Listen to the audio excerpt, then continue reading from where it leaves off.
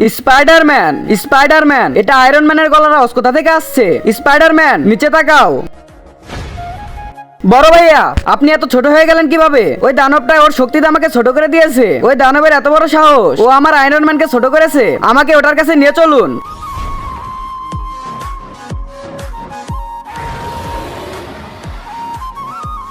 Spidey, ওই যে দানবটা। আপনি চিন্তা করবেন না ভাইয়া, আমি এখনই একে একটা উচিত শিক্ষা দিচ্ছি। ঠিক আছে স্পাইডি, আমাকে এখন নিচে নামিয়ে দাও। দানব, কি হলো? আচ্ছা, আমি তোকে জ্যান্ত ছাড়বো না।